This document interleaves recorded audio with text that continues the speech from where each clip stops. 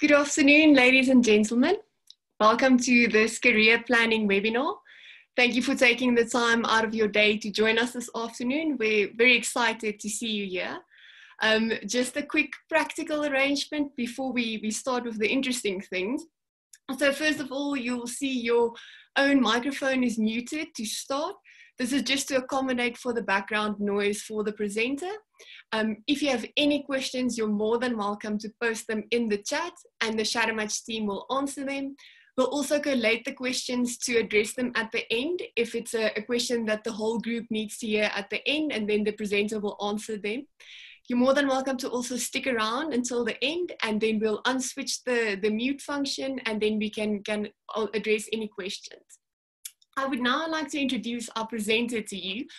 So our presenter is Mr. Pieter de Villiers, and yeah, he is a man that needs no introduction. So he has spent many years with youth ministry and counseling, and he experienced firsthand what it does to someone's wellness if they can't find purpose in life and if they experience failure.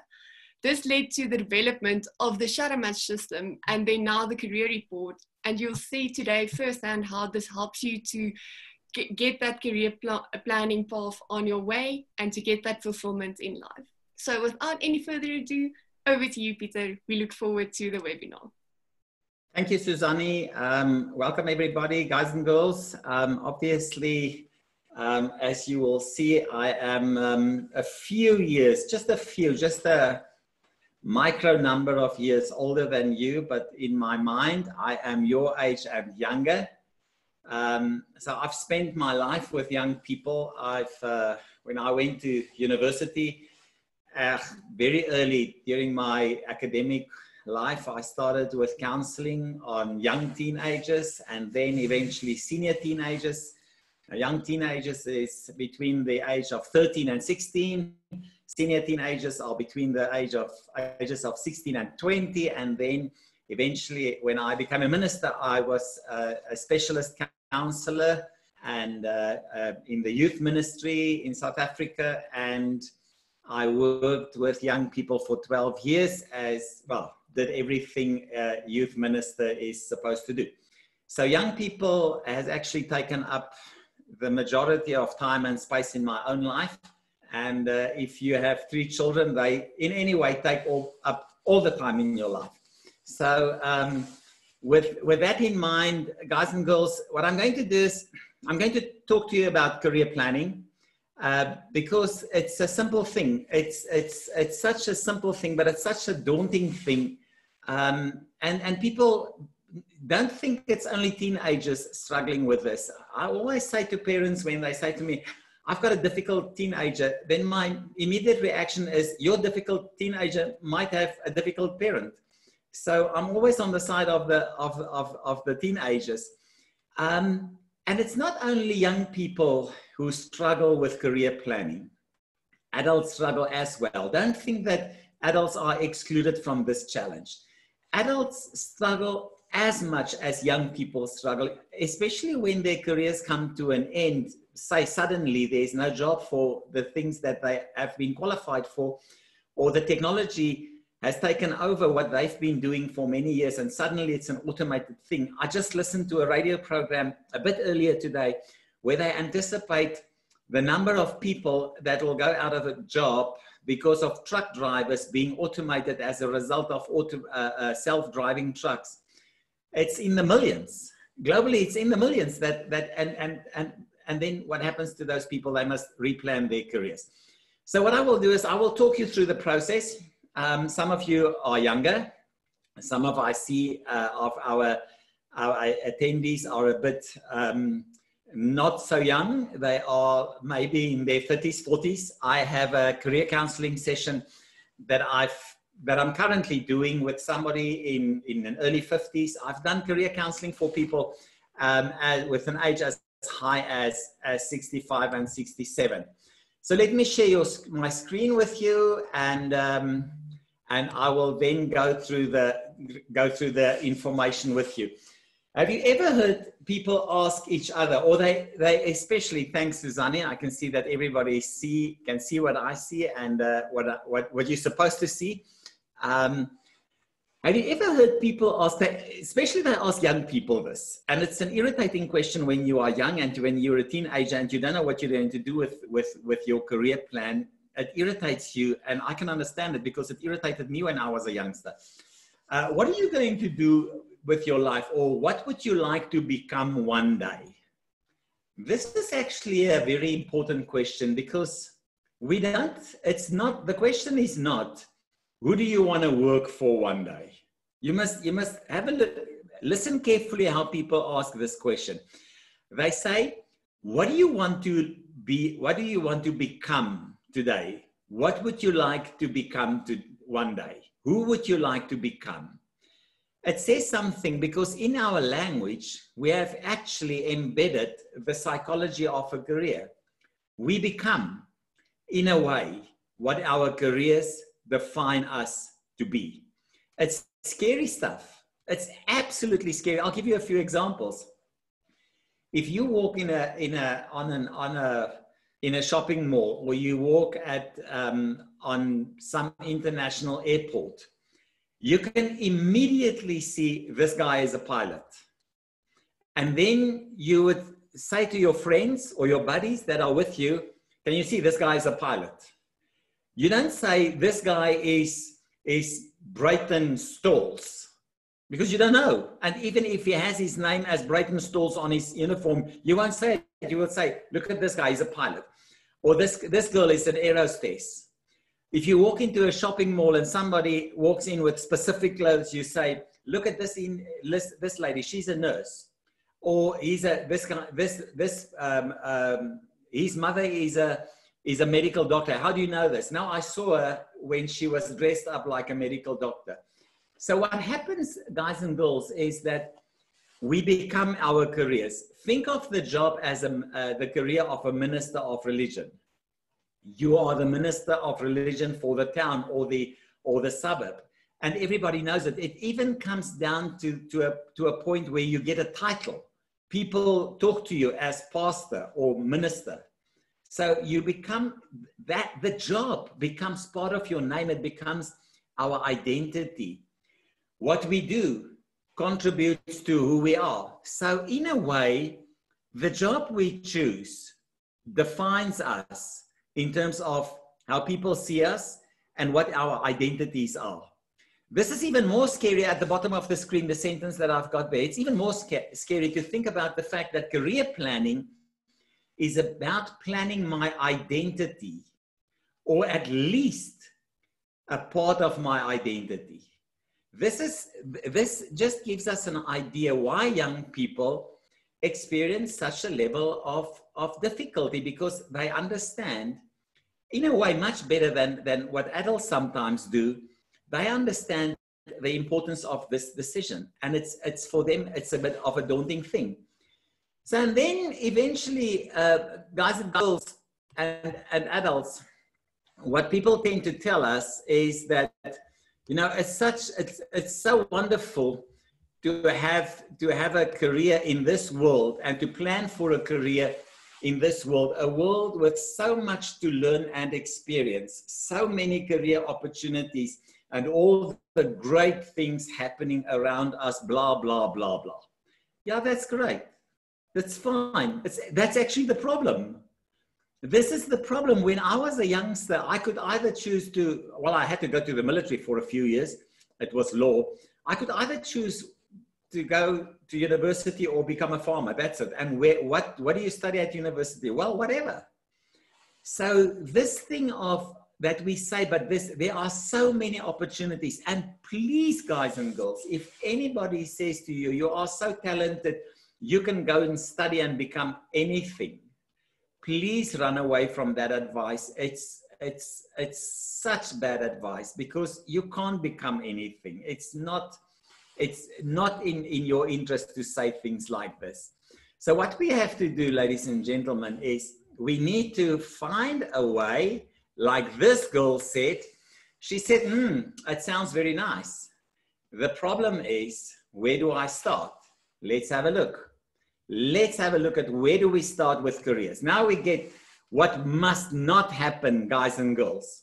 This mustn't happen. This is the work of a young person that said, am I going to become an engineer? 4 to 5 years, maths is a problem. My maths won't give me the results that will allow me into engineering. Then can I go study law? It's 4 to 5 years. I don't like law. I don't like the idea of law. What about an architect? Yeah, it's very close to engineering, and maths might be a problem. Mathematics can be a hurdle because for me, maths is a bit of a challenge. What about finance? Finance, 3 years, then I get my graduate degree, and then what is the employment? What is my chances of good, solid employment? Unless you are very well qualified in finance, your employability is not that high, and it could be a bit low, especially in a world where jobs are becoming a scarcity.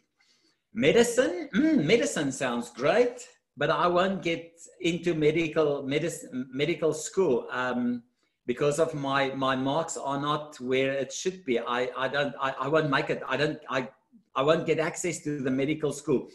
Okay, cool. Let's study IT. No, I hate IT.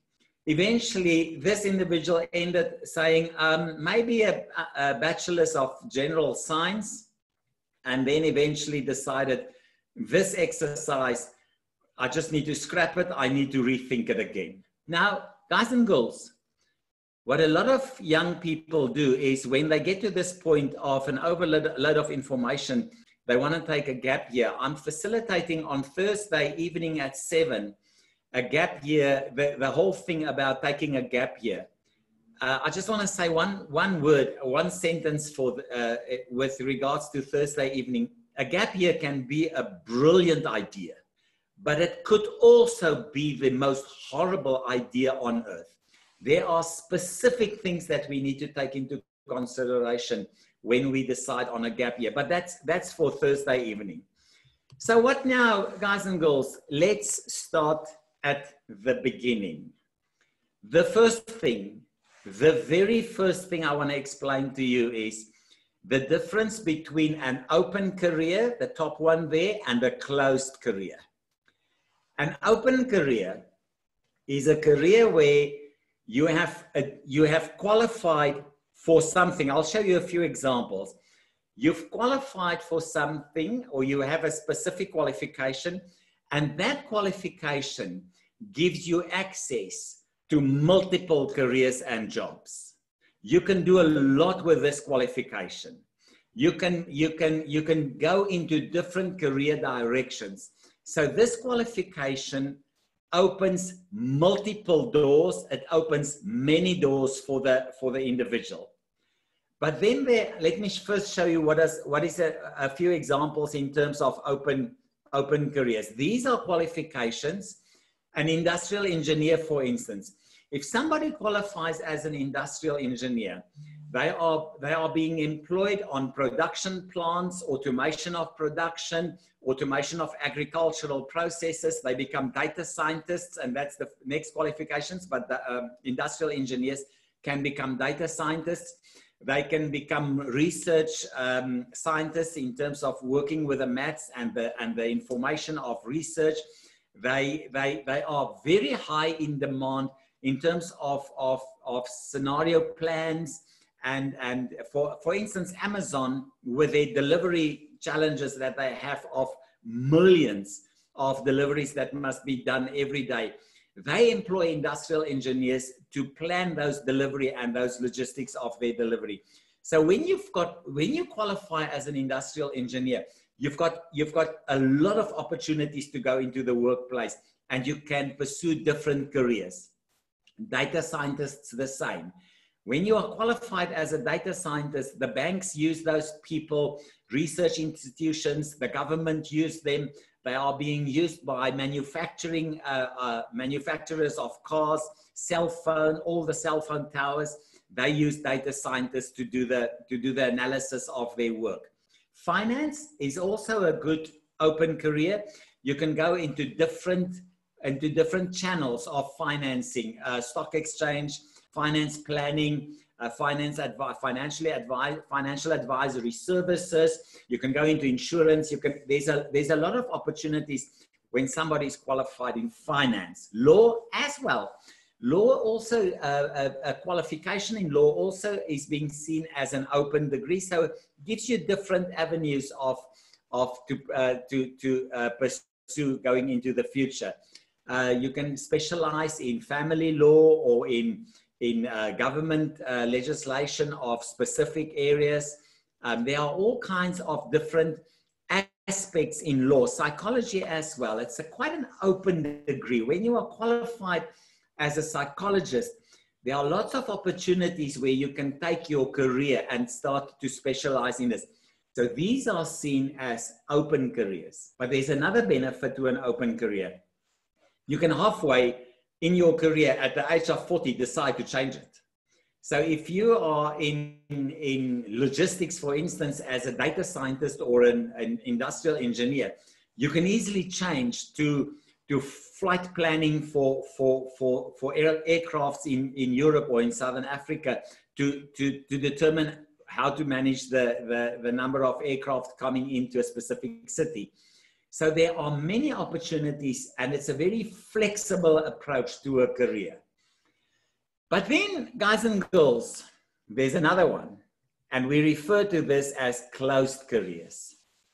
If you qualify in a closed career, I don't want to sound negative, but you must make very sure, because you can be stuck. I want to tell you a story about a friend of mine. He studied in a closed career, a specific, unique form of engineering. And in his final year, he decided, I don't want to do this. And if I finish this, the only thing that I can do is to become a microelectronic engineer, and I won't be able to get out of it now. So I'd rather quit this degree before I finish, or be stuck in this job that I hate for the rest of my life. So just in engineering, some of the engineering degrees are open, some of them are very close and very tight. But a closed career, guys and girls, is when you are qualified, it's the only thing you can do. And you can't really apply for a job to be something else, because you are now qualified as a professional in a specific area, a very small focus area. Let me give you a few examples of closed careers. A dentist. The moment somebody qualifies as a dentist, they become a dentist. They cannot now apply for a job as a financial advisor at a business, because the recruitment people will say, but so how did you get yourself to financial advisory services? You qualified as a dentist, so we must start all over from scratch to train you. If this is what we call a closed career, be very careful, guys and girls. I started my life as in a closed career. I became the last one. The last one on the list is a minister of religion.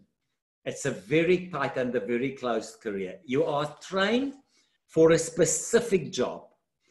And I was a bit in a good situation, because I started immediately to specialize myself into counseling, and I did further learning and development and studies in the world of psychology. And I immediately realized that if I want to broaden my career, I need to reskill or to further upskill myself and train myself.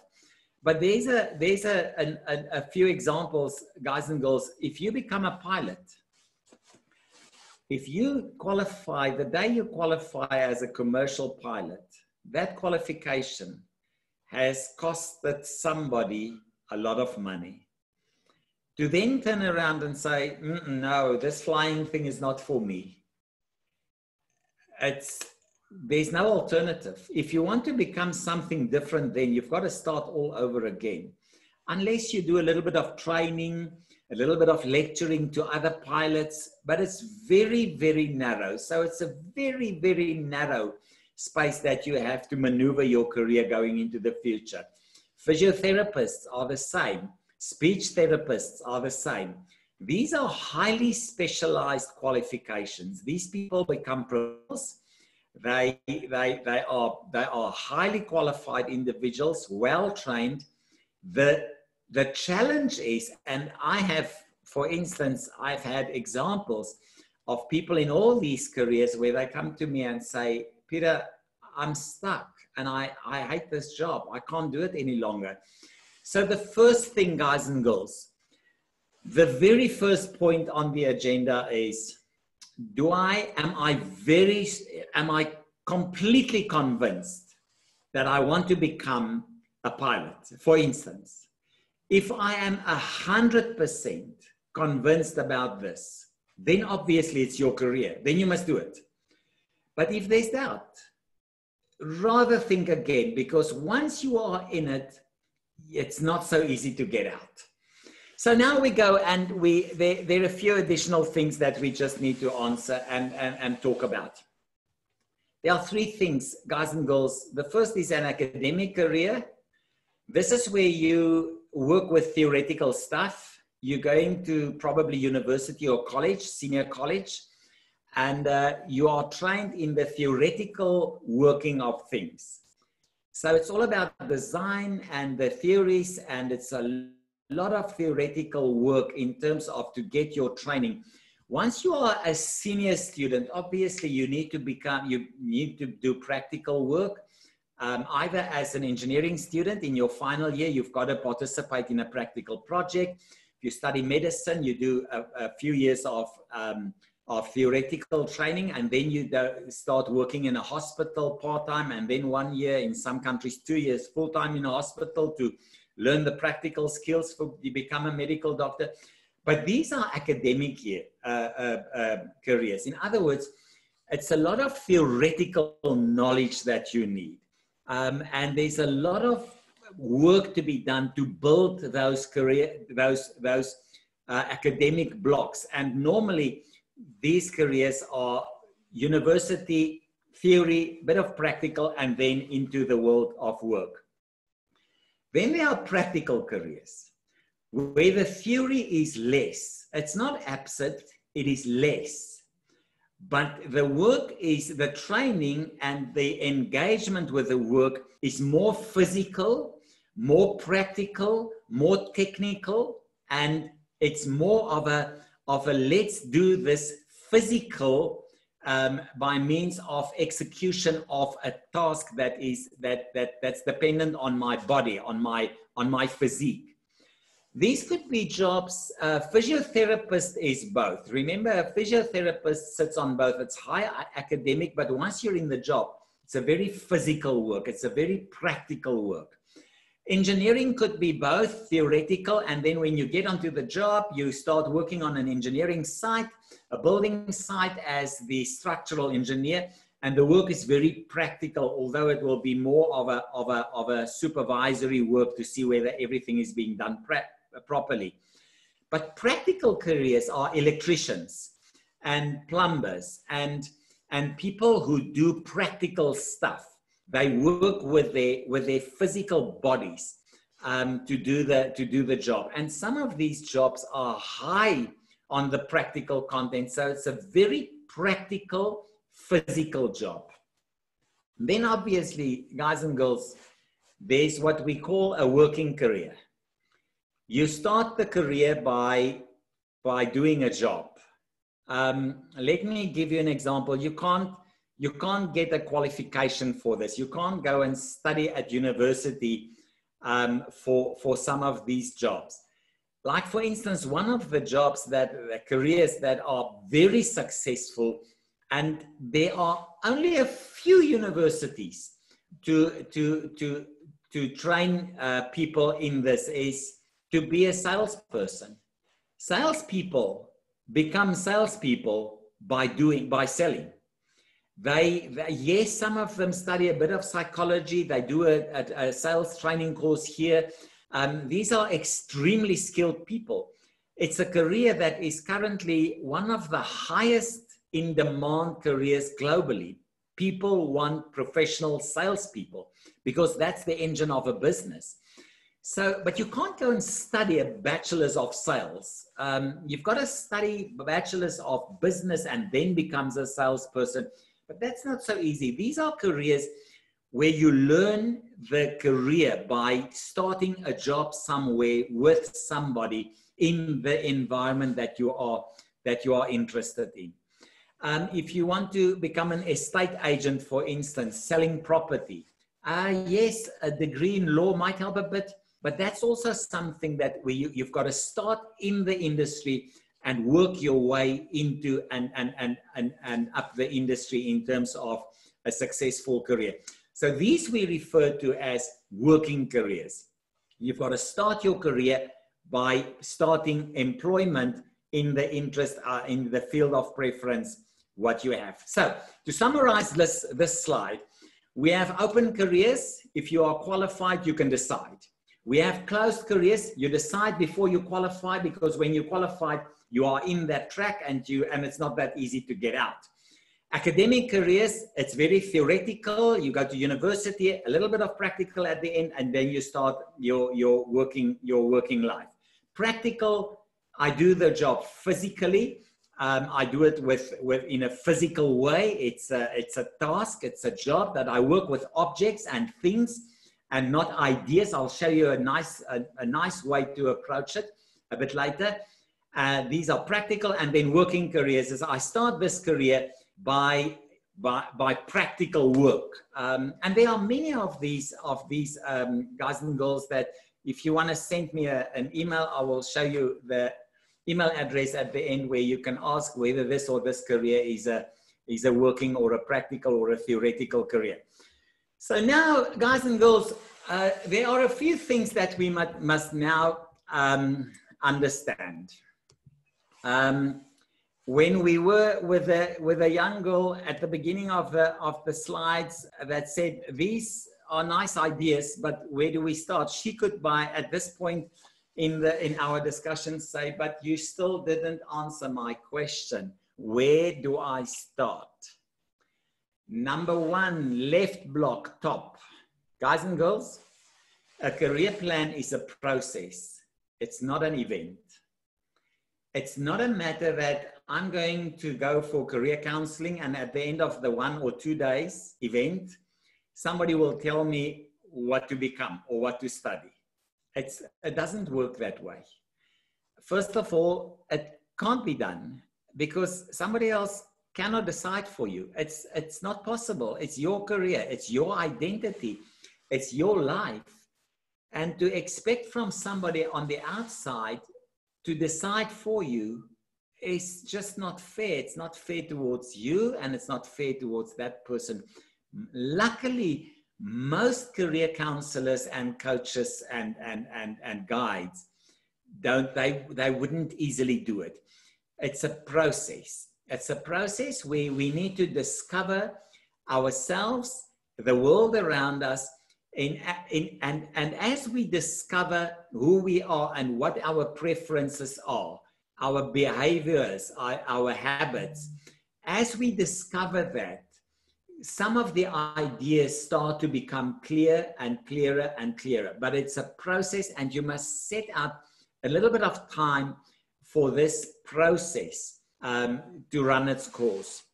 The question is not what to study. Guys and girls, this is the most important point that we will make, that I will make with you this afternoon. The question is not what to study, because what you're going to study is not your career. Your university time is 4 years. It's just a building block. It's not your career. If I study to become an engineer, I could leave university and start as a junior engineer at a company, and within 3 years later, I get appointed as the manager of the business. Then I'm not in engineering anymore. Then I'm in business management. I can study to become a financial advisor. And when I am 5, 6, 7 years down the line, I get an opportunity to go manage a farm. a commercial farm and the financials of the farm, and 2 years later become full-time manager of an agricultural business in farming. So what you study is not your career. It's a building block in the process of building a career. It's an important one, but that's not your career. It's just one of the blocks with which you build your career. The question is, what is the best way to build my career? Must I go to university? Must I go to a technical college?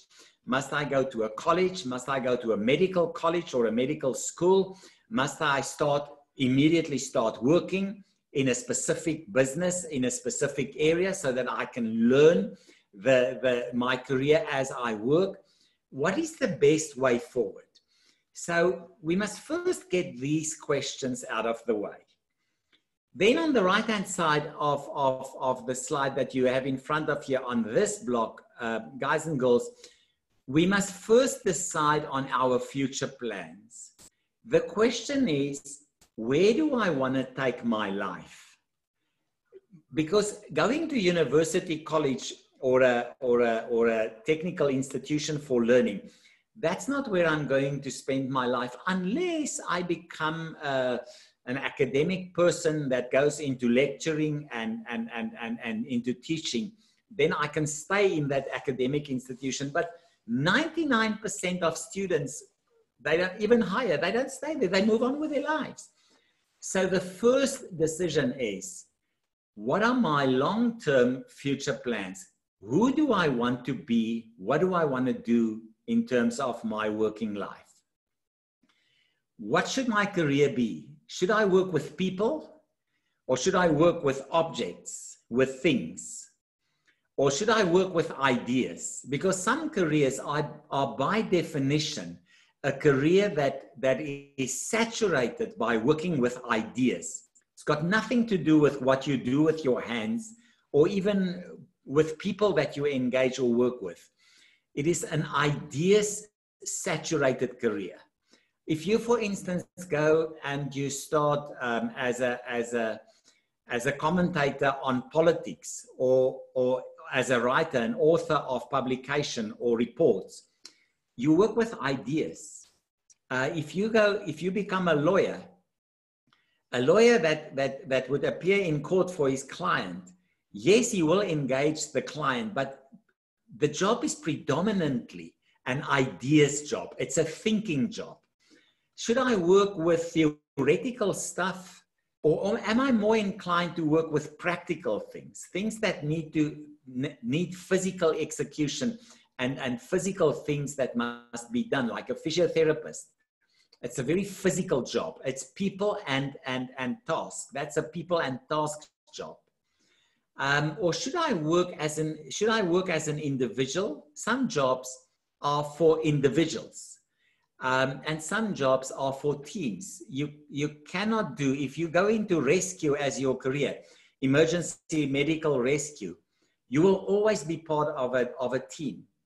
But if you become in a way involved in research, it's a very isolated job. Yes, there are research teams, but most research is being done by individuals. It's a hard, isolated job. What should I do? Because sometimes, guys and girls, we qualify in a direction where we work with people all the time, but we shouldn't work with people. We should work with objects, with things, with material things, not with living things. And this is the first thing that we must determine. What is it that I need to work with? Now, guys and girls, and ladies and gentlemen, I want to show you what a proper career report should look like. I'm going to show you my own. I just want to get some of the faces back on my screen so that I can get an indication whether I'm on the right place. Am I at the right place, Suzanne? My career report. Right, now guys and girls, this is my career report. I'll tell you the story quickly. I qualified as a minister of religion in the Dutch Reformed Church in South Africa. I worked there for 12 years, working with people. And eventually I couldn't really sustain it because I suffered fatigue. I suffered a level of fatigue that as a result of, I had to work with people all the time, and my makeup just couldn't take it. So now that I've done and built the career report, I want to show you mine. The career report is up on your screen. Let's make it full screen. This is the the Shadow Match Career Advisor report for Peter de Villiers. That's me, and that's my detail. And now I want to show you what the career report, how the career report works. The career report gives you, this one gives you an introduction, and then the introduction ends with a video to explain how the career report works. And then the first chapter of our career report, the one that I've designed, is what is the future of work? We refer to this as the workplace in an Industry 4 world. We are currently in the fourth industrial revolution.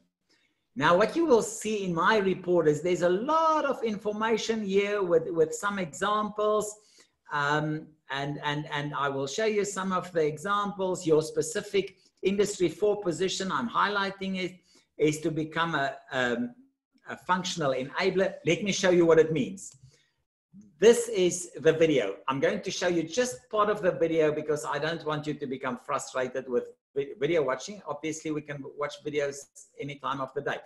This is the video that now explains the content of an Industry 4 workplace. And I'm just going to play 1 minute. Bear with me. The fourth industrial revolution is here. It's about connected and intelligent computer systems that will control robots to do what humans have done previously. Let me show you an example. A team of system designers will design self-driving cars, and robots will build the cars.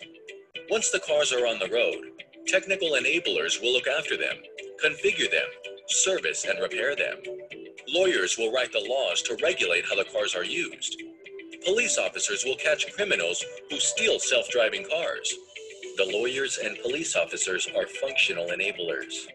A fourth group of careers will be the artists who design the interior of the car. Right, guys and girls, there are 4 workplaces in the Industry 4 revolution in the mainstream economy. The first workplace is what the designers will fill. These designers will build smart systems and intelligent systems like this career report and other very sophisticated systems. And those will be engineers, mathematicians, statisticians, data analysts, programmers, software developers, computer science, microelectronics.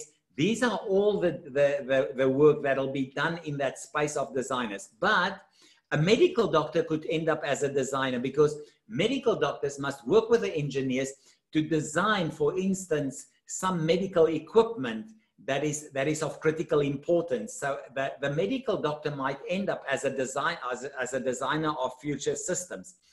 Then the technical enablers, these people will make the technology work. So they will put the technology into operation. Then we have functional enablers. These individuals, lawyers, police officers, ministers of religion, research individuals, nurses, they will do the job that cannot be done by technology. And there are lots of them. And then obviously artists. In the future world, there's a great career for artists. They will do web design, software navigation design. They will design the inside of cars, of buildings, office places are currently all being designed by artists. Now, I want to show you what my report says in terms of where I should work. My report says here at the bottom, your specific Industry 4 position is a strong directive to work in the functional enabler space. This is where I should work. I must work in this space where technology can't do the job. I'm not an artist. I'm not an artist, that I know. And I am not fully into the design space. So my optimal career is in this space. Now, guys and girls, this is important information, but let's go on and go through the next part of my career. The broad focus of my career. I'm not going to watch this video. I'm going to show you something else. The broad focus is, and it's being explained in the video, and just because of time, I don't want to waste your time with my report, because in your report, you will have your own videos. This is the broad focus of our career is, do we have to go for a career where we predominantly work with people, with objects, things, material things and tasks, things that must be physically done? Or do we have to focus on a career that is dominated by ideas? Now, I want to show you what my position is. And this is now in most of these paragraphs, you get this from the report. Show my position. There it goes. I want to show you. Let me show you. Good.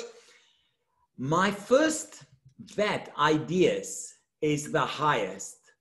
So my first decision should be that between a career that is focused on ideas, objects and tasks and people, the energy must first go into ideas. So I must work in this space of Industry 4. I must work there with ideas. The first thing, the highest priority, I must work with ideas, and then tasks, very balanced, and on a very less intensity level, I must work with people, but people must take least of my energy. So now I've got two very important directives in my career choice. I must work where technology can't do the job, and I must focus on ideas and tasks, and people must be on the low end of my ideas. Remember, this thing could be for you completely different. It could be that on your recommendation, people could be very high and tasks middle low and ideas very low. So it's very unique and very individual. And then we go, should my career be dynamic or should it be stable? I want to just show you one of the other ones. Should my career be practical or theoretical? In other words, do I have to work on a very practical level or more on an ideas level, on a theoretical level with things? There's a video. I'm not going to show you the video. I'm going to take this one and show you that on a practical and theoretical balance, I need to work more on a theoretical level. So I need to, this is the perfect balance. If this graph was there, I need practical and theoretical to be in a perfect balance. For my specific need and my career, I must be slightly more theoretical than practical. And that is in line with this. I must rather work with ideas than with tasks. So the report is very informative in terms of showing me what I should work with and the content of my career. Now, let's go back, ladies and gentlemen, to our slides on this one. And then, now, guys and girls, what you can do is on the following dates, 27, 28, 29, and 30 July, every evening at 7, you will see in the slide there at 7 o'clock, 7 p.m. South African Standard Time, sorry, at 7 for 1 hour. For you who would like to, I will take you through your career report. And we will discuss every one of these points, whether it's working with ideas, Industry 4, working with people.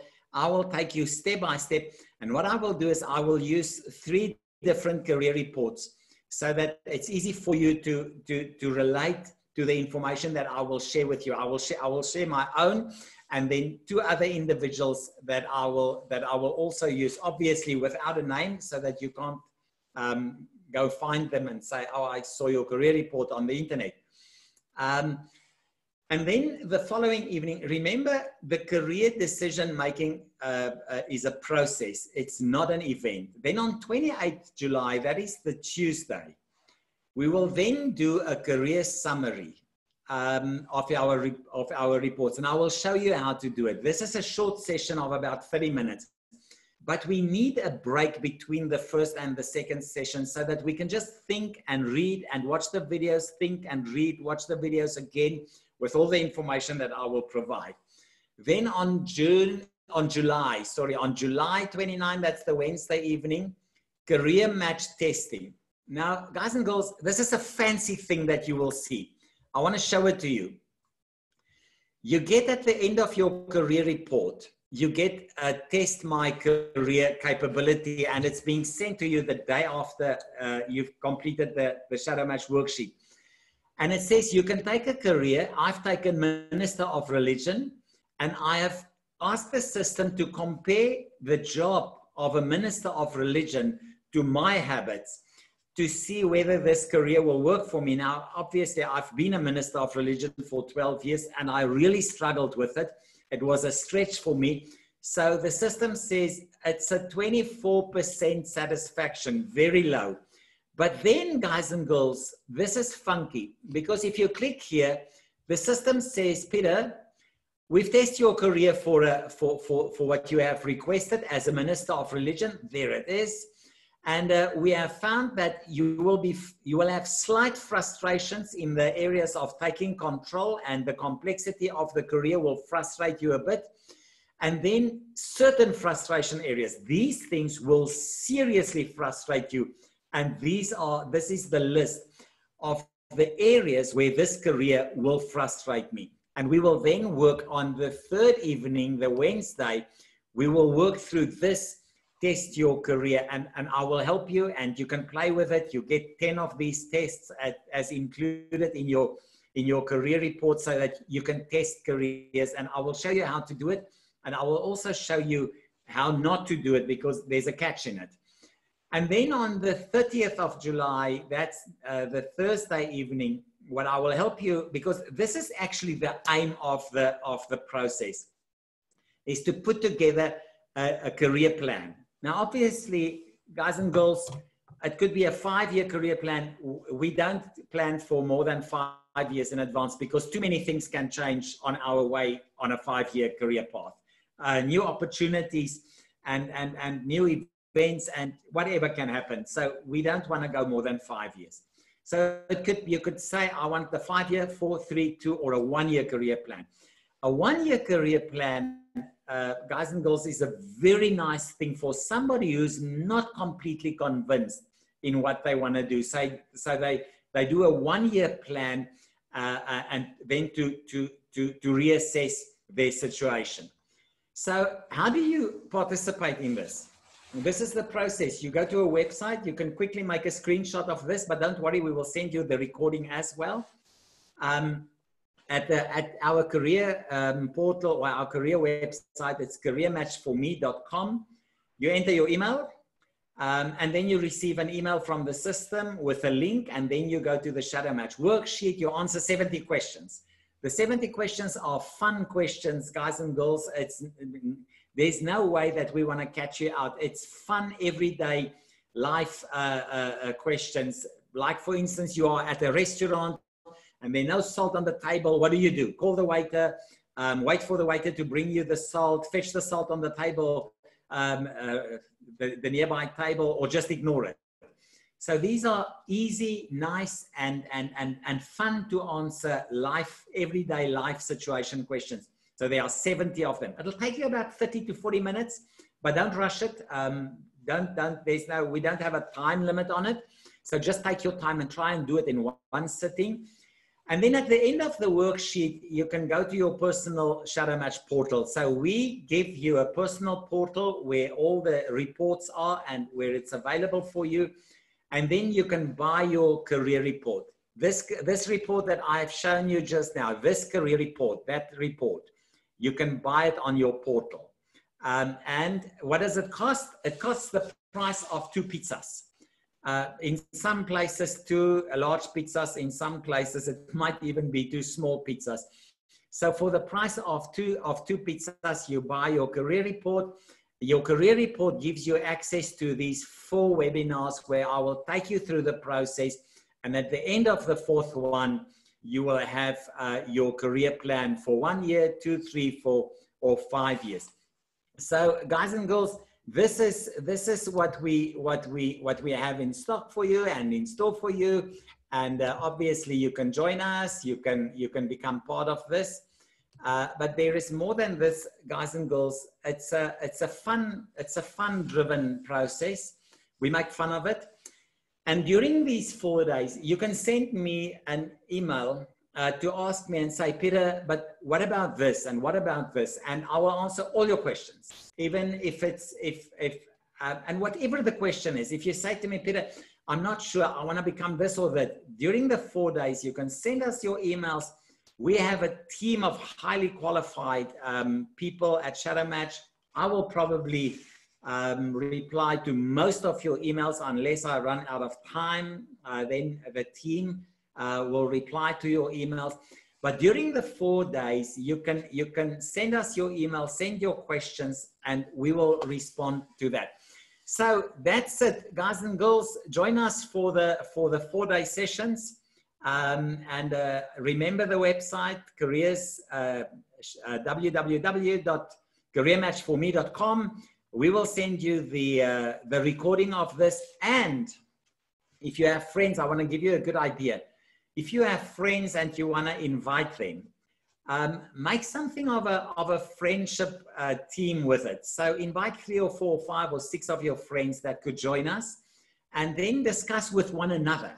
It's a very, very good thing to discuss amongst your own age group, because sometimes adults could be a bit, they want to tell you, and I know we've got lots of parents around us this afternoon, but to discuss amongst your own age group is very, very healthy, especially if you've got something to discuss that's got content, because and I will show you how to research careers, how to search for information about specific careers, and all these things we will do during these 4 days. So, and that's it. It's for the price of 2 pizzas. Join us and you'll have a career plan with that. Thank you very much. It was nice to have you in the audience. I hope you enjoyed it. I hope you have learned a lot. Go to our Career Match for Me website. There are videos, what you receive, blah, blah, blah. All the things are there. And with that, back to our general manager at Shadow Match. Her name is Suzanne, and she's one of our specialist consultants as well. Thanks, Suzanne. Great. Thank you so much, Peter. That was excellent. Thank you for sharing the value. At this stage, we are going to open the floor. If there are any questions from participants, you're more than welcome to either ask them in the chat or either unmute yourself and then ask it verbally. Please feel free to share your questions with us. I just want to say, Suzanne, when I was a teenager, and somebody would say to me, ask your questions, I would always walk away. And then when I get away from the situation, I think I should have asked this question. Why was I so stupid? So I fully understand it. But obviously they can also send me their questions via email. It's coaching@shadowmatch.com. It's an email that I use specifically for coaching and career coaching processes, coaching@shadowmatch.com. You can send me your question. If there are no questions, Suzanne, over to you. Perfect. That's an excellent idea, Peter. I think that's what's happening at this stage. I also like to ask the question in person via email. So please send through your questions. If you think about anything like later today or tomorrow, then we'll send you the information through to you. Otherwise, thank you so much for joining us today. You're more than welcome to sign off, and then we hope to see you in future webinars. Okay. Bye, everybody. Cheers.